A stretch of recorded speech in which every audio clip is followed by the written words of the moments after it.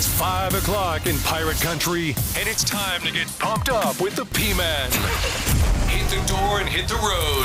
94.3 The Game is going to get you home, and the P-Man's not holding back. Yes! Yes! Pirates win! Pirates win! Bring on the Patrick Johnson Show on 94.3 The Game. Holy mackerel! Oh, my goodness! The flagship station of the ECU Pirates.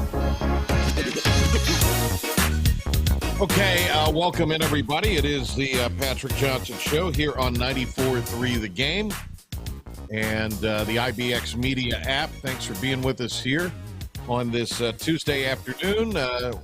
Pirate basketball preempted us yesterday, but back here today. First show of the week. Had a really enjoyable time working with Debbie Taylor yesterday on the ESPN Plus broadcast. I thought she did a fabulous job. Debbie and I have done high school championships together on television before. We've also done some ACC women's games and some ECU women's games, but our first time working a men's game, and I always thought, and I've always thought Debbie'd be great. They'd have Debbie do the girls' games in the high school basketball championships. I thought she was good enough to do the men's and would have been excellent. But they decided not to do that. Debbie does a great job covering the ACC and ECU women, and was able to make that work in her schedule yesterday. Cy Seymour, for those wondering, under the weather, and been in touch with Cy. He's feeling better, but he's still a little bit sick. So we hope Cy will get better very, very soon. Jaden Walker was sick. We'll talk more about Pirate basketball in our Pirate Report next segment. A bit of a breaking news story, though, that we've talked about and we'll talk about in some detail. The NCAA president, Charlie Baker, has proposed the creation of a subdivision allowing schools to directly compensate student athletes. Baker has proposed what CBS Sports calls a revolutionary plan. Seems to me more like making a murkier situation even murkier, as it would be a way for schools to directly compensate athletes through an educational trust, as well as name, image, and likeness deals. The proposal would include the creation of a new subdivision of Division I schools for football governance purposes. Important wording there. Membership of the new subdivision would be voluntary, but would require an investment of at least $30,000 per year into an educational trust fund for at least half of its total number of athletes. So that's $30,000 per year per athlete. That would guarantee half the school's athletes $120,000 over 4 years of competition. Money distributed by the university would be subject to Title IX requirements, meaning half the allocated money would be required to go to female athletes. In addition to the base compensation delivered through a trust, schools could then sign additional NIL deal agreements for compensation, or students, excuse me. Well, it says schools here, so there you go. The football-based subdivision would be independent of FBS and FCS dichotomy. Teams at either level are eligible to opt into the football subdivision. However, teams that opt in will ultimately be able to exist at a different level than the rest of college football. So the good news is this is a college football thing. The bad news is, how long does it spread to well, it's going to include Title IX, so it's going to really spread to everything. But what happens if you're in a conference? We'll just throw out the Big 12 here, for example, and you are Oklahoma State, and you decide you're going to do this. But what if you are TCU and you decide you're not going to do this? Are you still going to be in the same conference? How does this impact the TV deals? The NCAA is, I mean, most athletic departments have north of 400 athletes on scholarship of some kind. And so, again, you're running kind of a murky, you're taking a situation that is already screwed up, and you're making it FUBAR, as some may say. We'll get into more of that tomorrow. Doug Martin pointed this out earlier, and Doug has been, of course, on top of this. But right now, let's hear from the man of the hour in many ways. He is the brand new offensive coordinator for the Pirates. It is John David Baker. Pilk, did I go airing this today at all, or? He had a 3 of the 10, I think. Okay, do you remember which 3? Because, I mean, there's no, well, a different audience, but do you recall what he 3 did of the 10 7, were? 8, and 10. Okay, well, that'll help because we're going to start with 1. So, John David Baker introduced. Had a chance to talk to him yesterday. Great guy, seems like. Everything was kind of moving quick, as you could imagine. So, this is Coach Baker on the choice of choosing ECU. Obviously, the next step for me in my career was to go run my own show and call plays. So that was the first thing. But when you look at this conference, it's a great conference with a lot of good schools and programs. And so the chance to go do that at what I consider a high level in a great conference was something that I felt very strongly about. And then once I got into it and started talking to Coach Houston more and more and got a feel for the kind of person he was, it was really a no-brainer for me. He also talked about the style of offense he's planning. It's going to be one that you feel like is always on the attack. We're going to be extremely aggressive. We're going to take our shots, and we're going to play at a pretty good tempo. That's something that I firmly believe in. Obviously, something that we've done the last 3 years at Ole Miss and had a ton of success. It's going to be simple for our kids. They're going to be able to go play, and anytime they step on the grass, step in between the white lines, they're going to know exactly what they're doing. They're going to know how to do it really fast. So, in a nutshell, I would say that's what it is. It's going to be an aggressive style, one that I think the fans will find really exciting. And let's skip ahead to 4 here, and this is a question about the run versus the pass as far as balance. Yeah, for us, everything starts in the run game. I think sometimes, just with my background, there's probably a little bit of a misconception of getting tagged as an air raid guy, and don't get me wrong, we've got a lot of those principles in what we do. But for me, everything starts in the run game and builds off of that, whether it be RPOs or play action game. Everything starts up front, and when we get the run game rolling, that's when this thing gets really, really special.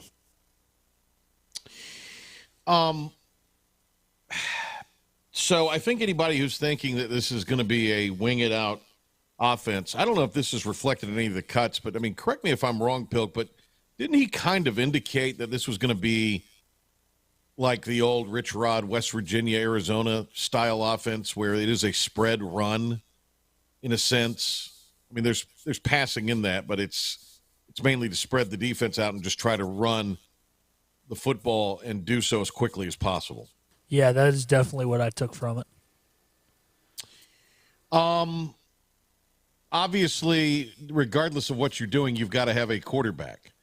So, Coach Baker talked about, in cut 6 here, getting a quarterback is his main focus. That will be my main focus because if we don't have a quarterback, nothing else really matters. He's in this offense, in any offense, if you don't have a quarterback, things get really, really hard. And so my job is to go find some guys that add to the pieces that we've got in the room. And the guy may be on campus already. We don't know that. That's for us to go figure out over the next 8 months. But I do know this. The more guys, more quality guys that we can add to the room and create real competition in there, somebody's going to come out on the other side and they're going to be the guy that we want. And so that's my whole focus. That's everybody on this coaching staff's focus is going to just add guys to that room so we can get a real competition and figure out who the guy's going to be. Yeah, John David Baker commenting there. Pilk, if the guy's on campus, he's not on the football team. He must be walking around as just a general student and is going to try out as a walk-on if the guy's on campus. That's maybe happened somewhere before. Kurt Warner, maybe. Not in college, but in the NFL. Right, yeah. Just was bagging groceries at the Pick and Pay or whatever. And all right. Attributes that Coach Baker is looking for in a transfer quarterback. Cut 3. He's got to be a proven leader. He's got to be tough. Those are the first 2 things you got to look at because I can't ask that guy to get in a huddle and those other 10 guys look at him and them not know that or feel that. So he's got to be that. From a attribute standpoint, we love a guy that's extremely accurate. Feel like that's something that you can't really coach. You can tweak some mechanic things on guys. You can fix their feet here and there, but for the most part, if a guy's accurate, he's accurate. And so that's something that we look for a lot. And then we love an athletic guy. And I thought this was interesting. He was asked about being in Greenville, particularly yesterday, being out recruiting, and how that factors into any of his responsibilities with the bowl game at Ole Miss. This is what he had to say. Yeah. So just to be really clear, I'm an East Carolina Pirate, and my whole focus is on the Pirates and going to make sure we go add the pieces that we need to go compete for a championship next year. That is my whole focus over the next few weeks up until signing day, and as the transfer portal stays open through December. So I'll be on the road, obviously going to see our commits, go see our kids as fast as possible, get in front of them so they know me and I know them. And then really the bowl game came down to just Coach Kiffin, one, he and I having a great relationship, but also every one of those kids in that tight end room at Ole Miss I recruited. And so I sat in their living rooms, with their parents in their homes and brought them to Ole Miss. And, when you sit down for a season, you ask those kids to commit for 12 months, let's go do something special. And so Coach Kiffin's been gracious enough to give me the opportunity to go finish that out with them at the appropriate time. But my whole focus is here on this program and making sure we're going to get the pieces that we need to go compete right now. Gotcha. Okay. Tell you what, I know Igo played some of these earlier, but let's hit cut 10 here. I think this was interesting. He talked about the Pirate defense and its prowess. Let's pick that up right now and see what he had to say about that. Full transparency, it was. And it's knowing that they had pieces coming back on defense and what Coach Harrell and those guys were able to do last year, knowing that coming here, all we really need to do is fix the offense. I felt very confident in being able to do that, and that's why, when I talk to our kids later today, is making sure that gets conveyed to them. Like, this is not a 2-year plan. This is not a 3-year plan. We got 8 months to go get this thing right because we can go do something really special next season. And so making sure our guys understand that and have a sense of urgency about doing that. All right, and this is what Coach had to, or this is what Stephen Igo tweeted out today. Actually, right at the beginning of the show, tweeted this out. The 3-star QB commit Cole Hodge texted me. This is Igo saying he texted him following his initial visit with the new OC, John David Baker, this afternoon. Baker and head coach Mike Houston stopped by on the recruiting trail Tuesday. It was perfect. I'm really excited to play in Coach Baker's offense. I love the vision Coach Houston has for the program. Our fans should be really excited about next year and beyond. We'll get to a Pirate report coming up, and when we do, we'll talk a little bit about the situation with some names in the portal, and we'll also talk about the Pirate basketball win last night. Also, Joe Giglio to join us from the OG Podcast, talking college football. All of that still to come. Hurry into Greenville Toyota. We're giving thanks and making the season bright with low payments on new Camrys and RAV4s, only $289 a month. Need credit? Get pre-qualified now with no effect on your credit score. Rush to Greenville Toyota. Other restaurants claim their food is fresh and fast, but are they friendly? At Moore's, you're treated like family the minute you walk into their doors. With locations in Winterville, New Bern, Swansboro, Morehead City, and Jacksonville. We've been practicing what we preach since 1945. At Moore's, our barbecue is slow cooked and smoked over real wood daily until it's so tender it's falling off the bone. Combined with our fresh chicken, cooked-to-order seafood, and homemade fixins, we're sure you'll agree. If it's not Moore's, it's less. Acre Station Meat Farm, along with Lane Angus Beef, bring you farm to fork beef. Stock your freezers now with affordable beef boxes just in time for the grilling season. Farm to Fork Beef brings quality local beef to your family. From your traditional butcher shop, Acre Station Meat Farm. Come on down to Acre Station Meat Farm and find out why we're #1 in fresh cuts and friendly service. Acre Station Meat Farm, Highway 32 North, Pinetown. At GoEco, we don't just supply the office space. We create solutions for any environment. Our state-of-the-art commercial-grade video display is perfect for watching film with the team.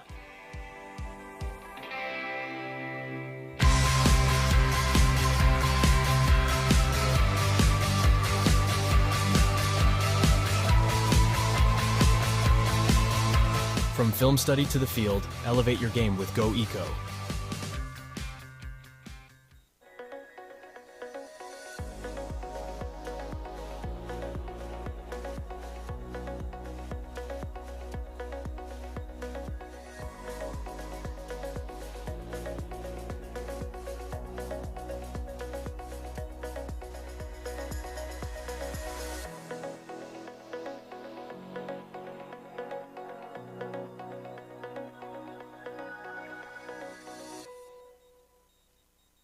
Storm season is approaching. North Carolina weather can damage your roof, and before long, a small leak can turn into a big problem. Your home is one of your biggest investments, so protect it with Wells Home Improvements. We work with all insurance companies for a hassle-free roof installation experience. Call us today and get 10% off your roof installation when you mention this commercial. 252-227-8403 or visit us online at wellshomeimprovements.com. Wells Home Improvements. Local, honest, dependable. It's time to give thanks, and Greenville Toyota is making it happen with no payments for 3 months. Yes, we're thanking our customers with no payments till next year. That means extra money in your pocket, just in time for holiday shopping. Rush to Greenville Toyota.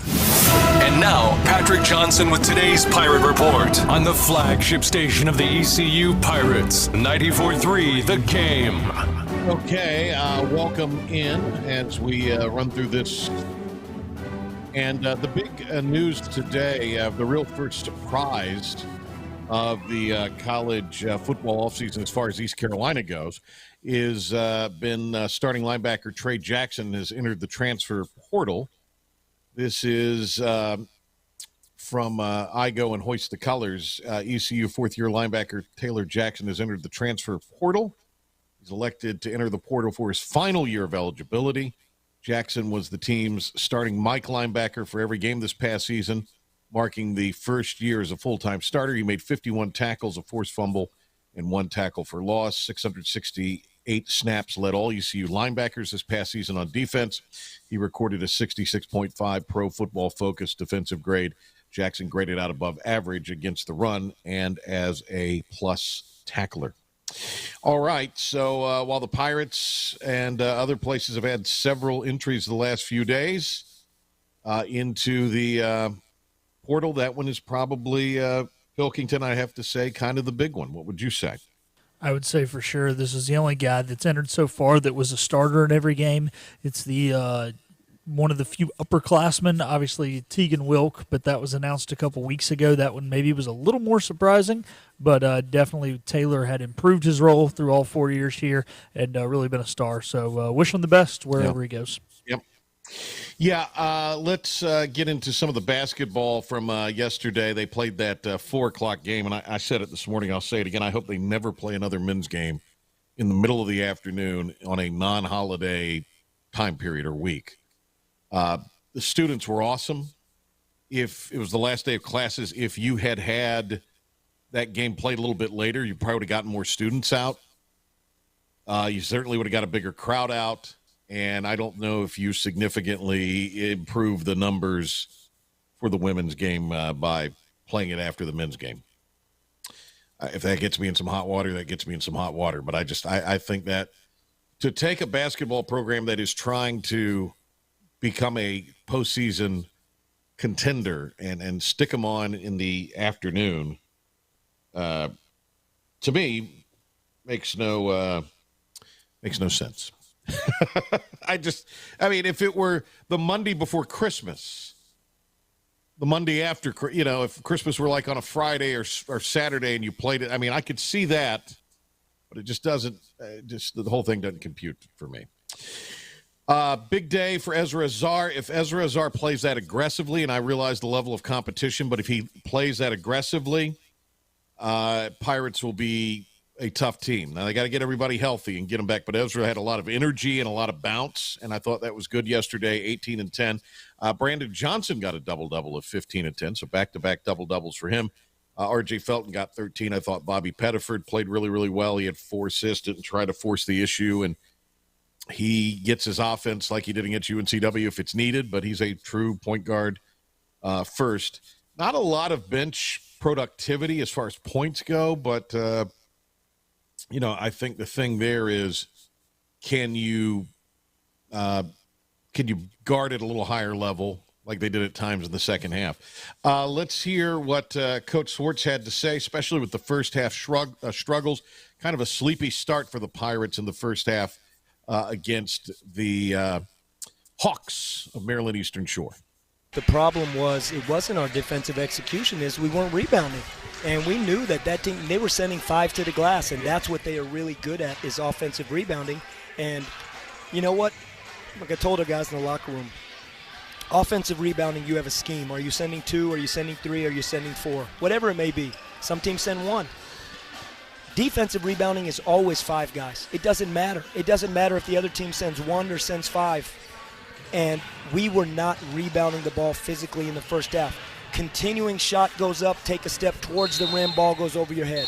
And a lot of times it was our guards not coming down and getting in the mix. But give Maryland Eastern Shore credit. They were sending 5, and they had 10 offensive rebounds, and they were out-rebounded in the first half 22-20. More from Coach Swartz on trying to establish a defensive identity. I do believe there's a foundation of it with this program and team, but I don't think the identity has been established with this ball club this season yet. I think a lot of that has to do with the lack of continuity that we've had. Again, we don't have Jaden Walker tonight. Jaden Walker before the game, non-COVID illness, and he's not available, and we really needed him. So, he's a big piece of our defense. But I think we're just continually to establish that, and that's what we told the guys in the locker room. That's why I'm never going to take 2 minutes or 3 minutes for granted ever. Went up or down, because those are opportunities to become better. Those are opportunities to continue to establish who we need to be as a team, and I just didn't like the last 3 minutes from that standpoint. On what he told the team at halftime, and then we saw a little bit of zone from the Pirates in the second half.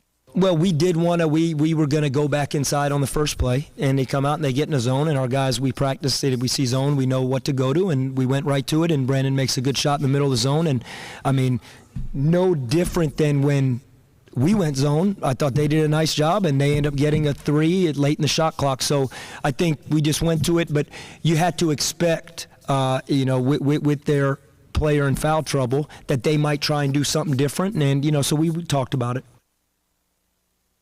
Coach, also on how to keep the offensive runs going. Pirates had a 15-1 run at one point. I think that – I'm not sure if that's the one that started 10-0. That might have been the 12-0 and eventually became 15-1. There was also a 10-0 run in there. So, Coach, on those runs that the Pirates laid on the Hawks in the second half. It's pretty simple, defense. We just talk about defense and rebounding. And offense, we talk about just playing the right way. There's not a, there's certain times we know exactly, hey, we're going to play through this, run this action, play through this player. We got to get the ball here to attack maybe foul trouble or to attack someone that we know is, of course, that's normal. But when you're in a run like that and the momentum of the game is going, the biggest thing you try and talk about if there's a quick stoppage in play or even a foul, and you can talk to the guys real quick, is defense, defense, defense. Keep doing what you're doing. Keep rebounding, elevate in those 2 areas. And offensively, the hardest part in those is to get over anxious, to maybe take a quicker shot than you probably would have taken. If it's a 2-point game versus an 18-point game, you maybe take a different shot. Or you try when you're a little fatigued, you may try and do something because the momentum is so and the energy's good, you try and do something that maybe you wouldn't do, in a different scenario. So you just try and stay very even keel on offense, but elevate the defense. At least that's what we try and do. And it worked tonight from a defensive standpoint. And Coach's message going into the South Carolina game. But the message is, hey, we have to get better between, what day is it today, Monday? We have to get better Wednesday, Thursday, Friday, and we have to get better Saturday. No different than I told the guys. I was not overly pleased with how we played the last 3 minutes. The last 3 minutes of the game, I thought we took a couple shots on offense that led to them scoring. And so this is a team that still is mostly made up of sophomores and juniors. We play freshmen. Even the sophomores and juniors that are leaders of our team have one true year of experience under their belt of, hey, they got a little bit of a target on their back. They're getting game planned for, whether it's Ezra, RJ, Brandon. Guys stepping into new roles. Bobby Pettiford is obviously at the forefront of our team, but it's a new role for him in this role. Caleb LeCount is in a new role this year. So we have to take advantage of every single second during the game, regardless of the score, up or down. And we have to do the same shoot-arounds, film sessions, practice. So that's what we'll focus on as we got a really good South Carolina team coming in. We need to get better every opportunity we get between now and the end of that game on Saturday. The Gamecocks win at Clemson tomorrow night, which will be tough. They will be 8-0 coming into Greenville. Either way, they're going to have 7 wins at minimum. Coming in. All right, let's hear from some of the players. Ezra Azar with the 18.10 rebound performance. This is how he thought he played. It was a decent performance. I'm always say I could have applied more, but I'm proud of my performance. I'm gonna take it and I'm gonna move on with it. Ezra talking about how the work on defense in practice translated to the court. I just think we practice it all the time, so we just practicing good habits, and it's transferring over to the game. So the more good habits we practice, the better we're going to be. And Ezra Azar talking about the defense did a better job of not fouling in the second half. The second half kind of flew by. Here's Ezra. I think we'll say we fell off on the aggressiveness a little bit just because we see how the rest was calling and everything. But, we definitely going to start off aggressive every game. All right, now from Brandon Johnson, who says it was hard to stay consistent when there have been a lot of injuries. And, of course, you had Jaden Walker out yesterday with being under the weather. I say it's pretty hard, being that sometimes we're not in practice or we're not fully practicing or we can't do everything that everybody else can. So it's really more of like a mental game with us, just being ready in practice, paying attention, and then just being ready for the game. And one other thing from Brandon Johnson here on how to keep the runs going. I'd say just stand in the game, warming up with energy, just having a purpose out there. All right, today's Pirate Report, little basketball for you there. All right, ECU basketball back in action on Saturday at noon. It'll be an 11:30 airtime on 107.9 WNCT and here on 94.3 The Game with the pregame show for the ECU Sports Network. Darren Vaught and Coach Michael Perry will have the radio assignment for you on Saturday. All right, let's take a, we got Philip the Ref Pilkington standing by. My bad, Pilk. Right now, let's have Pilk give us a 94.3 The Game sports update and Pirate Report. And then we'll get Joe Giglio. We'll link up with him via video and talk with Giglio about all things going on in college football. We'll talk a little bit about the new ECU offensive coordinator hire with him and more. But first, here's Philip. Thanks, P-Man. And it was a sweep of Maryland Eastern Shore last night as the Pirates men's basketball team came out victorious 63-52, and the women's won their contest 72-57. Both teams had stellar defensive performances, forcing more turnovers than they allowed opponent-made field goals. We executed and created turnovers that led to our best offense tonight was our defense. It wasn't our ability to play half-court offense. Pirate middle linebacker Taylor Jackson has entered the portal for his final year of eligibility. He did start all 12 games this past season. NCAA President Charlie Baker plans to release a plan later this week that would create a new subdivision in D1 athletics that will allow certain schools to compensate their athletes in a new way.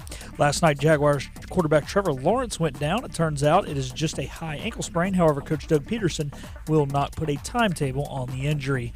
And the NFL Man of the Year nominees came out. The Carolina Panthers have said that Bradley Bozeman will be their nominee for the Walter Payton Man of the Year. That'll do it for 94.3 The Game Sports Flash Update. Empire Report on the other side of this timeout. We'll be joined by Joe Giglio to talk some college football now that the playoff field has been set.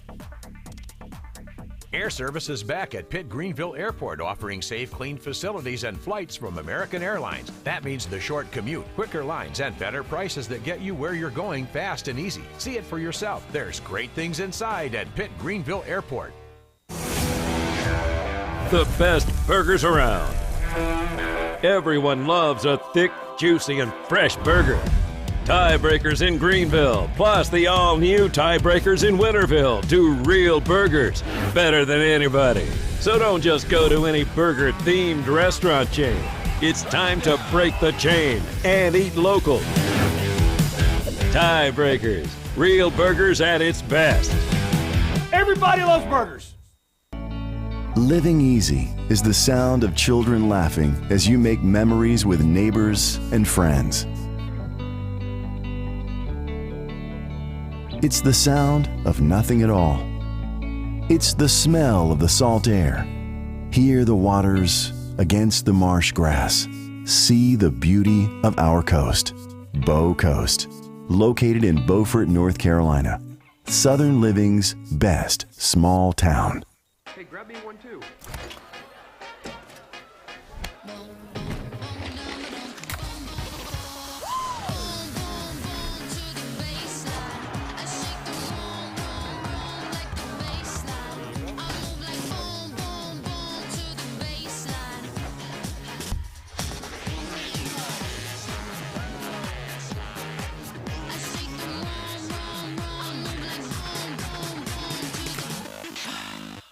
Air Service is back at Pitt Greenville Airport, offering safe, clean facilities and flights from American Airlines. That means the short commute, quicker lines, and better prices that get you where you're going fast and easy. See it for yourself. There's great things inside at Pitt Greenville Airport.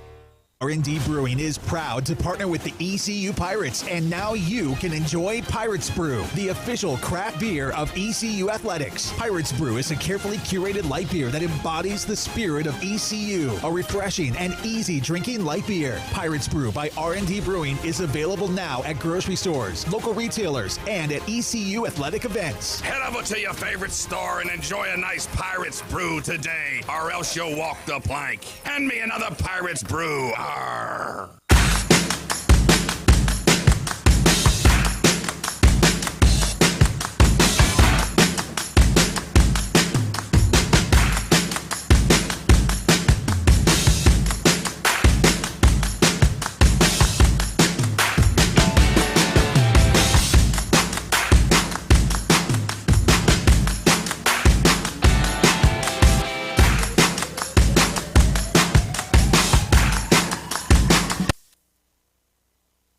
Covered with all the ECU news and beyond that you need for the drive home. The Patrick Johnson Show on 94.3 The Game.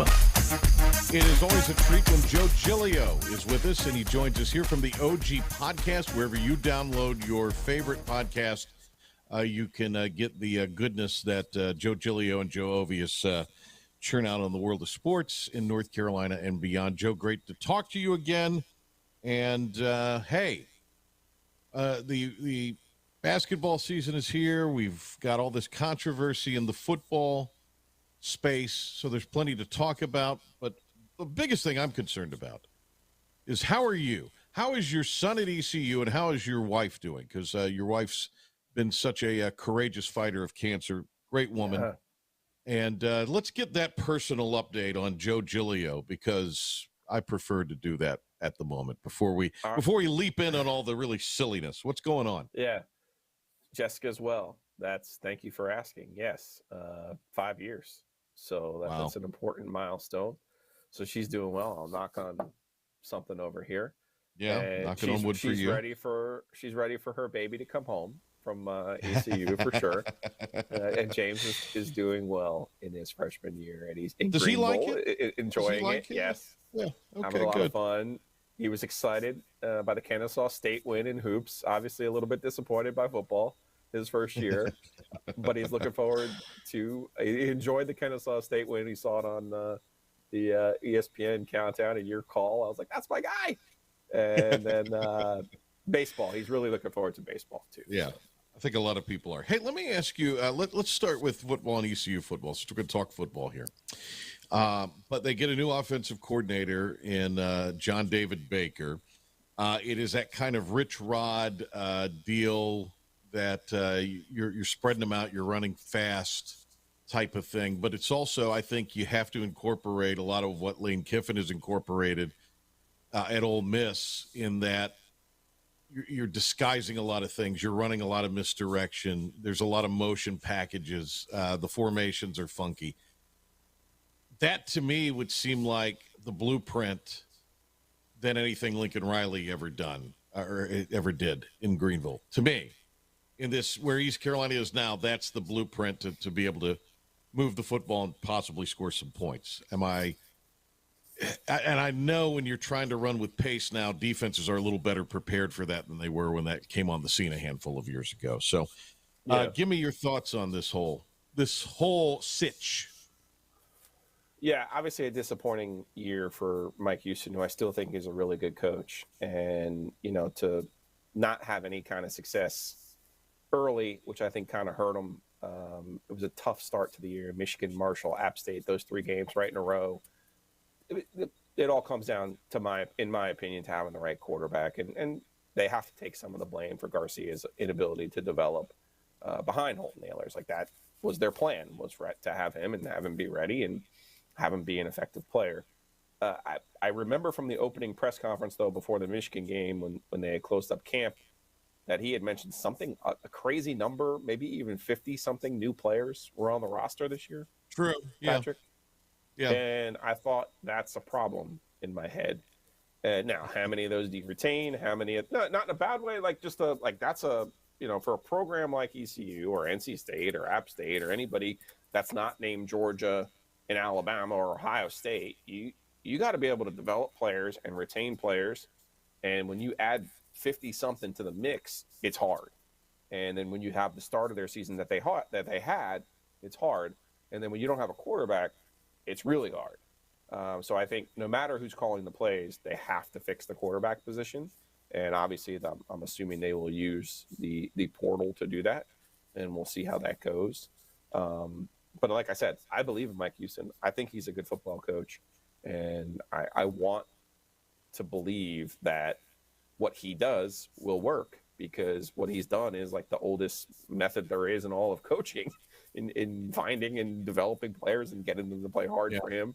And they're a team that fights. And that's, you look on the defensive side, and that was even fairly evident in a year like this, where he still had those players fighting for him. And I think that's the coach's number one job is to get the players to believe in what they're doing. So I think he's more than capable of doing that, and would love nothing more to see him have success at ECU. I thought Steve Logan said something very smart on one of our pregame shows, and that was, this is not a reload situation at ECU in this modern landscape. It is a rebuild and development deal. And there's going to be, now look, 2 wins is not lean. It's not very good. But there are going to be lean years, possibly a little below 500 in this landscape, unless Mr. Beast or Vince McMahon's going to bestow $1 billion on the NIL situation. Right. There's just not going to be a whole lot of. I mean, that's the way it's going to be. So you're okay there. Maybe Mr. Beast, he loves to give away money, man. Well, maybe he'll start to give some away to the NIL. All right, we've got Joe Giglio, the OG podcast. Wherever you download your podcast, I'm sure there's a website, Joe. What's the website we could direct people to YouTube. kind of? Okay, YouTube. Yeah, All right, if you the search OG for channel Ovius on and YouTube. Giglio on YouTube, you'll find it. All right. Yes. There you go. All right. I'm going to give Dave Doran his flowers. It pains me to do so, but here he is, a 9-win top 20 football team. And it was, look, I saw them in person at Duke, and I thought, whoa, this is not going to end well for Dave Doran. And lo and behold, I'm sure his agent is just licking his chops to get the NC State brass to extend him somehow and say that somebody wants him. I don't know who. Somebody out there might want him and play that against him. But look, good for Dave Doran. You know him much better than I do, and I'm not above giving the guy flowers because the last few weeks of the season. And here's what's interesting. I mean, you have a guy like Michael Allen who's from Greenville who was getting some run. He decides to leave. The MJ Morris situation. Yeah. Is really, really complicated and potentially kind of messy in the fallout, or it could have been messier than it has been. And somehow they've won football games. Pretty amazing. And they kicked UNC's tail. Yeah, and I think a big part of that was Peyton Wilson and the improvement on the defense. If you saw the Duke game, you saw the busts that they had on defense. Yep. They just started not giving up big plays. It sounds pretty obvious, but that was the truth of the matter. And I thought Peyton Wilson, you'll see him on when you'll have to look pretty far down the table when the Heisman vote is revealed. But I can promise you that there was I'm not allowed to talk about it, but I can promise you'll see a tally there for him because I thought he was the best player in the ACC this year and certainly one of the best players in all of college football this year. So it's pretty rare that you get to say that about the defensive player. But they really started cutting down on their mistakes on offense, and then on defense stopped giving up those big plays. So, and you saw them galvanize really down the stretch. So it was impressive. I thought it was his best work in 11 years for a lot of those different reasons. They do have a lot of players in the portal now, so it will be a reset mode. And obviously Peyton can't play forever, so 6 years was enough. So they'll have to figure something out on the defensive side too. But really just a really unexpected season for NC State, particularly after the way that it started. Yeah. When we say a lot of people are in the portal now, Joe, that's not necessarily an indictment on the program, is it? I mean, that's just players taking advantage of the rules to maybe even get paid some money from somebody. Now, not every situation's the same. I get that. But, it seems like, I don't know, how healthy is the whole NC State situation from a program that can continue to win, but also from a cultural standpoint? Well, last year they made a decision to pay every player on scholarship $25,000, and I think that's why you saw a lot of roster retention last year, particularly compared to Carolina or Wake Forest or some of the other schools that lost, chunks of players. Not that State didn't lose anybody last year. Devin Leary and Devin Carter, Demi Sumo were, 3 skilled players that certainly could have helped them this year, but for whatever and varying reasons didn't. But I think the number one reason people transfer, and I know we have NIL and I know we have money, but the number one people transfer is still playing time. Everybody wants to play. Everybody also believes, even though the statistics show less than 1% of them will make the NFL, they all believe they're going to make the NFL. And I don't know Michael Allen, but I'm sure Michael Allen feels like I'm going to make the NFL. All I need is just someone to give me a chance to run the football. And I hope he goes to ECU. I hope that's in play. I would love to see ECU get a talented player from Greenville who can help them. But when you're not playing, you get frustrated. That will always be the number one reason people leave. Period. And I know there's money involved, but that's the biggest part of it to me.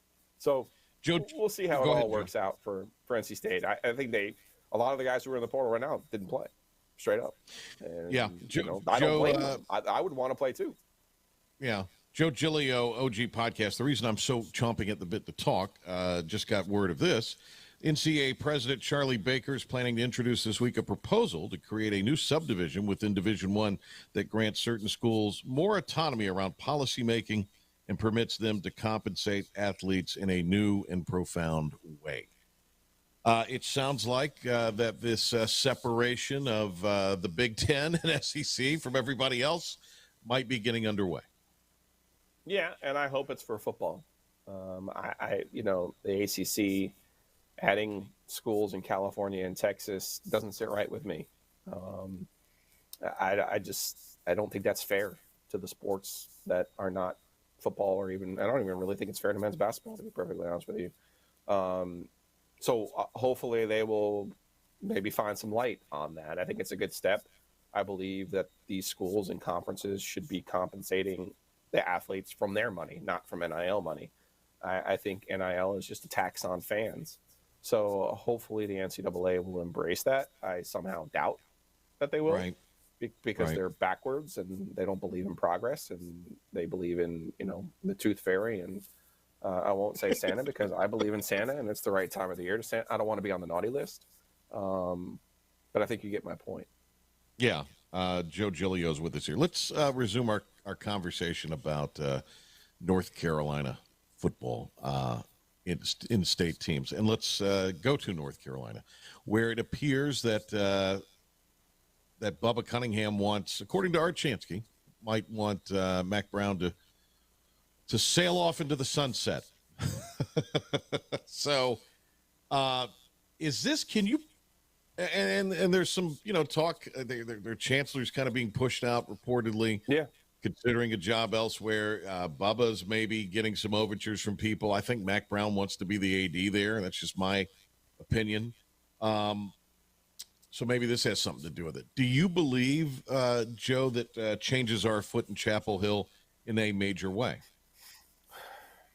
I don't know what they're going to do over there. I think it was clear the way that the last 2 years ended, though, that if you're going to be serious about football, Mac Brown can't be your coach.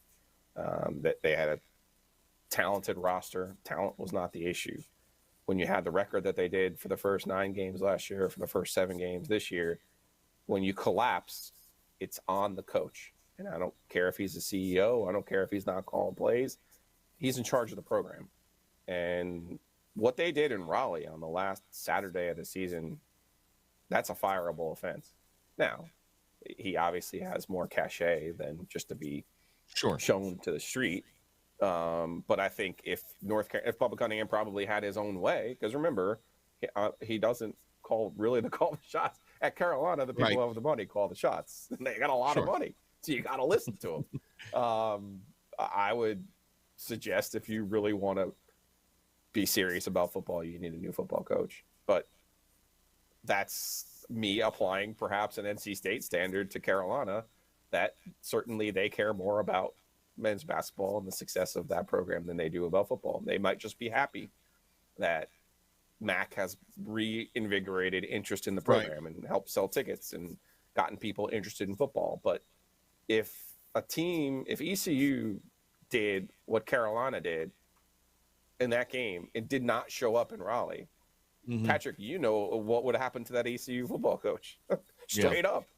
I mean, Robin McNeil beat the hell out of Carolina State and still got fired.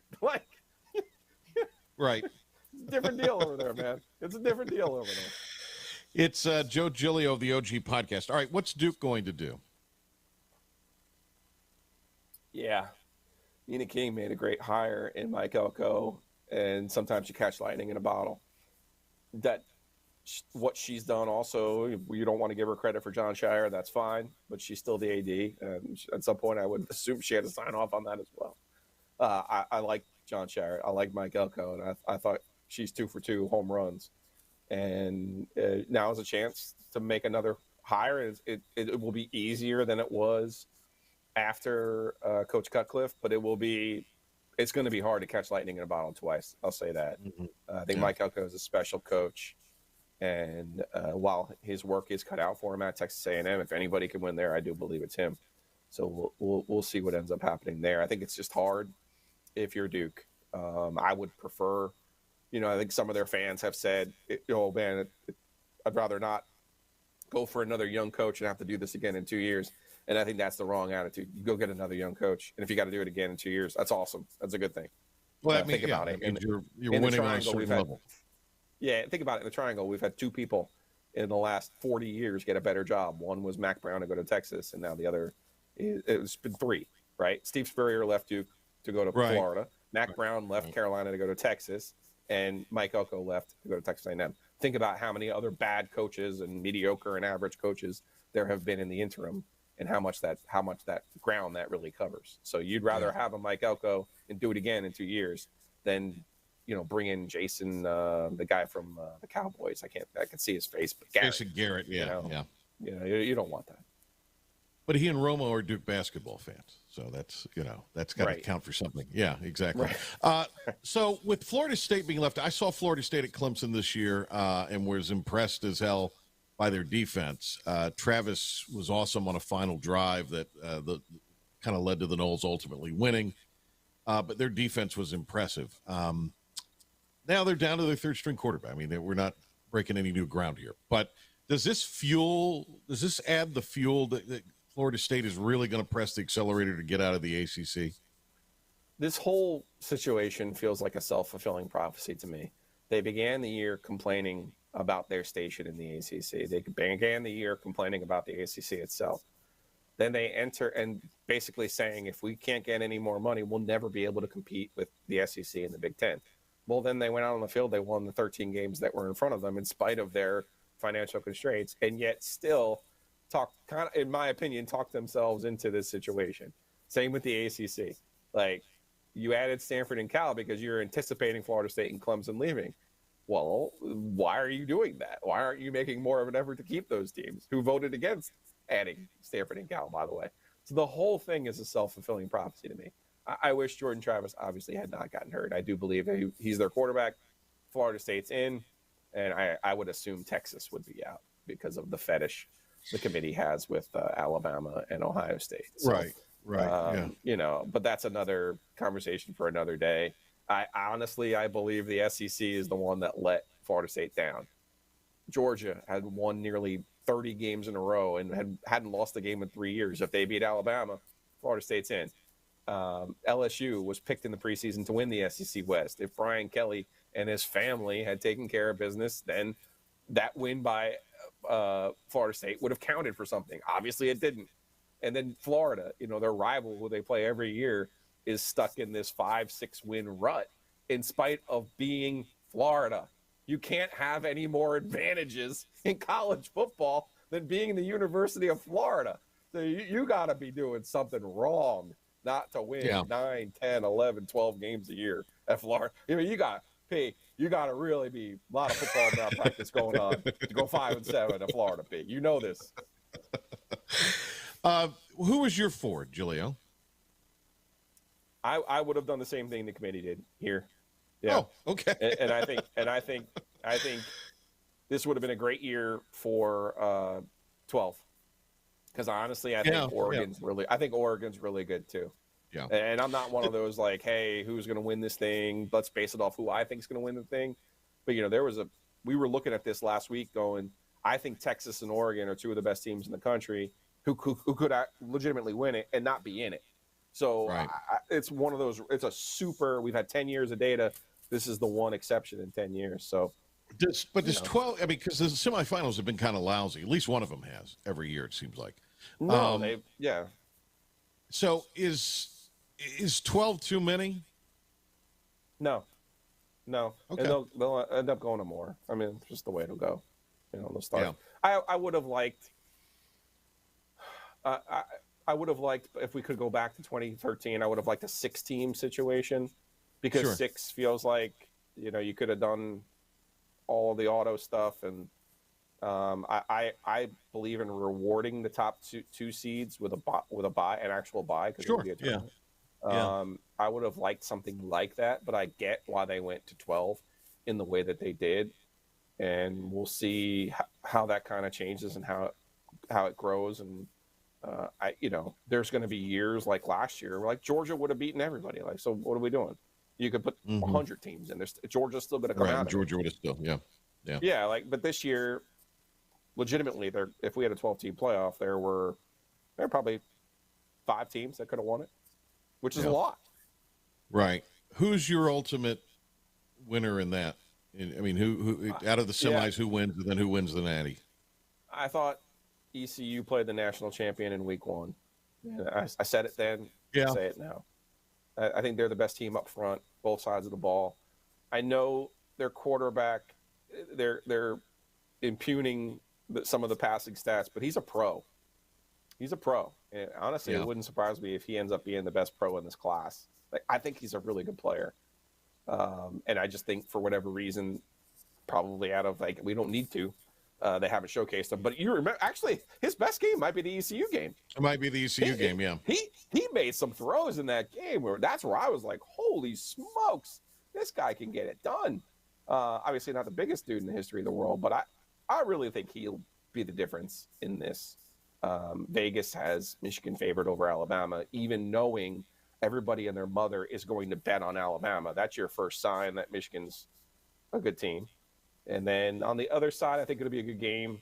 I like Penix. I do think Texas is the most talented team in the country. That doesn't always mean you're the best team. I expect them to beat Washington, though. Hey, Joe, great to talk to you. Everybody go to YouTube, and you can look for Ovius and Giglio, and you'll find their OG podcast. Anywhere you download your podcast, you can find it as that continues to do gangbusters. Yeah, man. The OG podcast network. Yeah, give me a word on the podcast. How's it going? We're closing in on 500,000 downloads. We started in May, which more than. And more than 5,000 subscribers on YouTube. So those are all good metrics that help us. And, selling ads the old-fashioned way, as you know. You got to hit the streets sometimes. But, hey, it still works.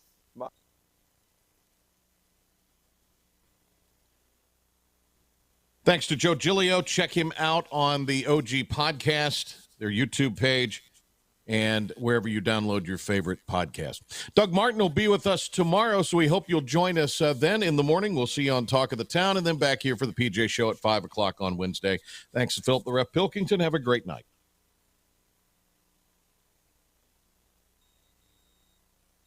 Fifth Street Hardware is the home of the $9 lunch special Tuesday through Fridays. $9 specials every day, including the famous Burger Day on Tuesdays, Flatbread Pizza Wednesday, the famous Fifth Street Hardware Reuben on Thursday, and fried fish or shrimp on Friday. Plus trivia on Wednesday nights and live music every Thursday nights. And the Prime Rib Brunch Buffet has returned on Sundays. You heard that right. The Brunch Buffet with all the great items, including prime rib. Fifth Street Hardware in downtown Greenville.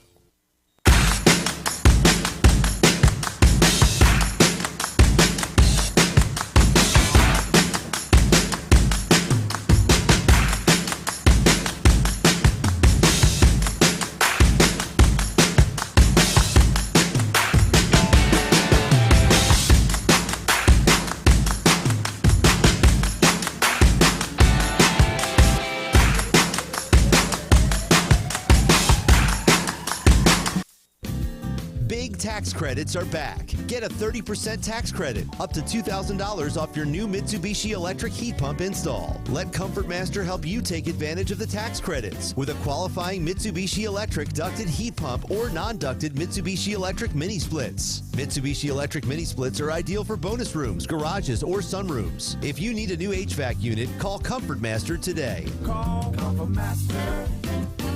Call Comfort Master.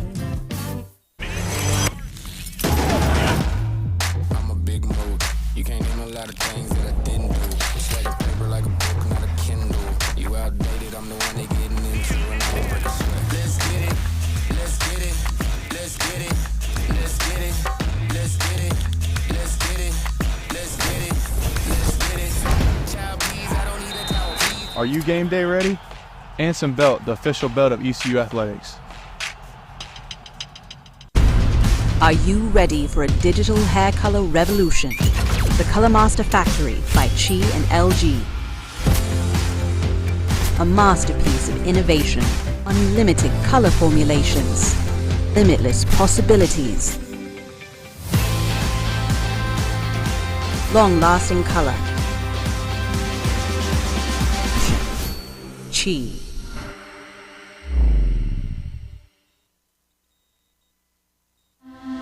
This is about you, your family, and the health of all who live in Eastern North Carolina. This is about the transformation of a health system into something more powerful and more human, about creating new ways to treat disease and keep you well. This is about ECU Health, which is to say, it's really all about you.